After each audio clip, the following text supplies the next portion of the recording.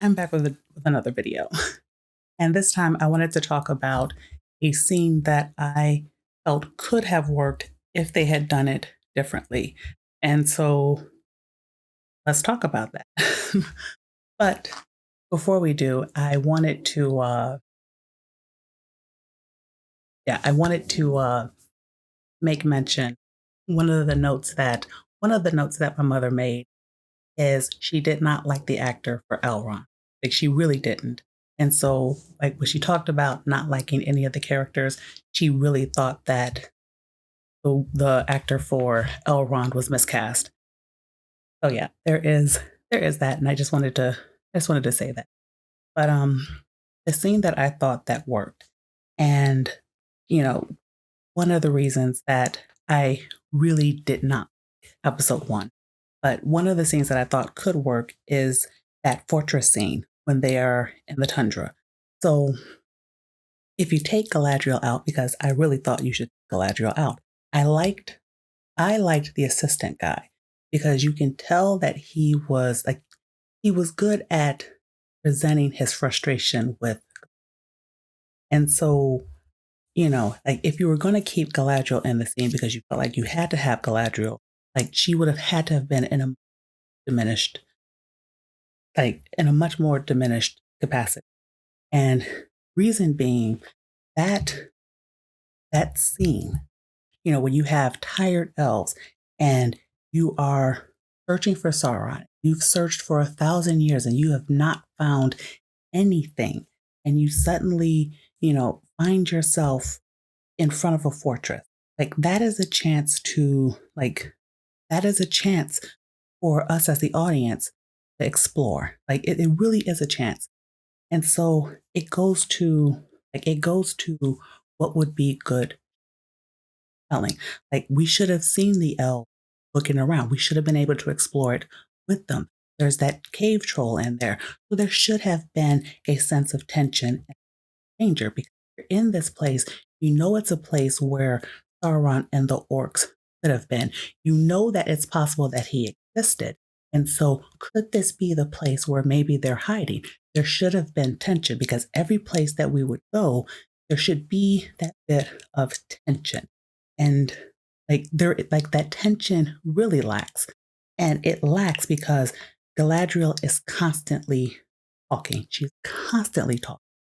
She has to have an opinion on everything.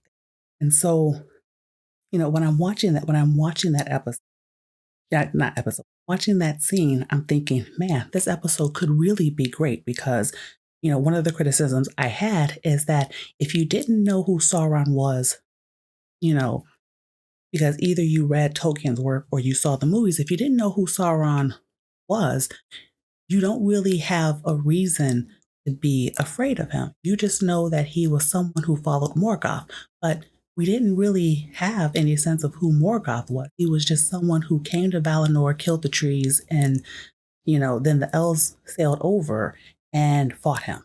But there's so much context there missing that you don't really have a sense of why Morgoth was really much of anything. It just looked like a personal fight. Like something like Morgoth was going on about his business and suddenly decided he was gonna pick a fight with Valinor.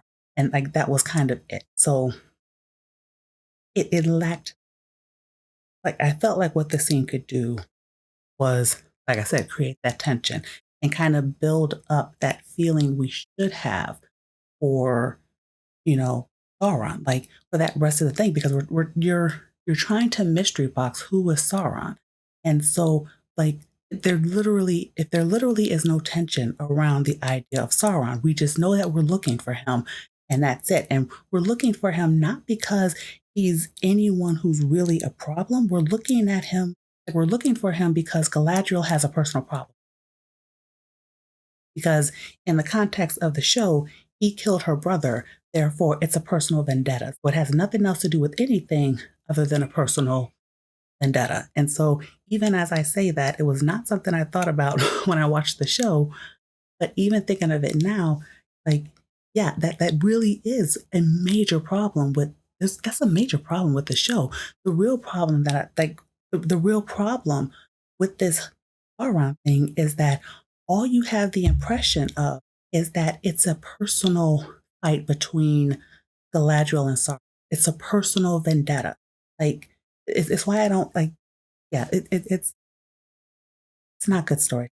It's not good storytelling. That's what it basically is. Like you could tell the whole thing is just the showrunners and like the showrunners wanting to have this romance between Galadriel and Sauron when that was something that never ever happened. But it's the thing that they want. It's the thing that they need. It's this thing that they crave. So they're gonna twist anything that they need to in order to try to have their way and then try to convince the audiences that, you know, it's going to work out. So, yeah, like, I don't really, like, I mean, there's not really much that I had to say, but like I said, when it comes to that scene, that tension would have been important. The exploration that the elves would have done, the discovery of the hidden room, the discovery of the symbol, the, you know, the surprise then of the cave troll out and fighting against them. Like those are things that could have been tension filled excitement for the audience so that when we're building up who Sauron is and we have tension of who he is, because I would say like Peter Jackson did a great job of showing you.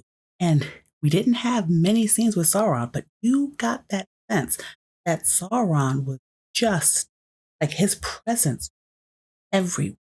And so you knew that he was someone to worry. And so, you know, when we're starting this episode and we're starting this series, because this is supposed to be a 5-season series. So when we are starting it without the tension of the bad guy being really bad and we're just being told, oh, he's bad. Like, what does that even mean? And, I don't have any hope for season 2 because you pretty much are already saying you're trying to turn Sauron, into Breaking Bad. So you're already killing this idea of him being an ultimate baddie. So yeah, that that kind of is that. I just wanted to explore that once and basically say, you know, could have been great, could have been wonderful. But then again, some of those characters could have actually been great characters because I don't mind original character, but they needed to have role play.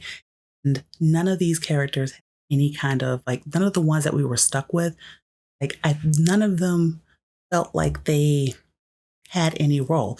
Like you're presenting this, you're presenting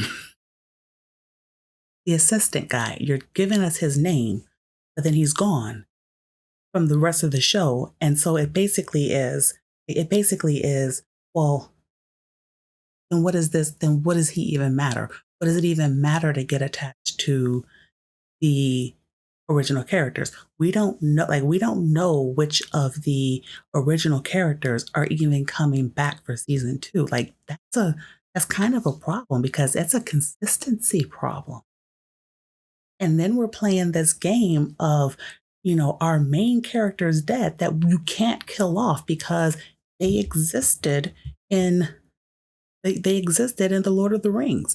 So there's a lot of mess. There's a lot of mess, but we're not surprised that there's a lot of mess because there's just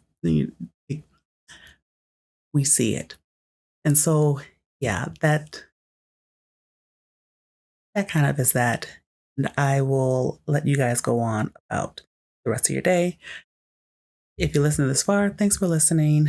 And I certainly would like to hear your thoughts about that scene because, like I said, I felt like it could have been great to set up the symbol because you wanted us to believe that symbol was so important to Sauron and to what, you know, it's supposed to be. And because we know later that it's essentially supposed to just point to Mordor, like, okay, but you know, where's the tension?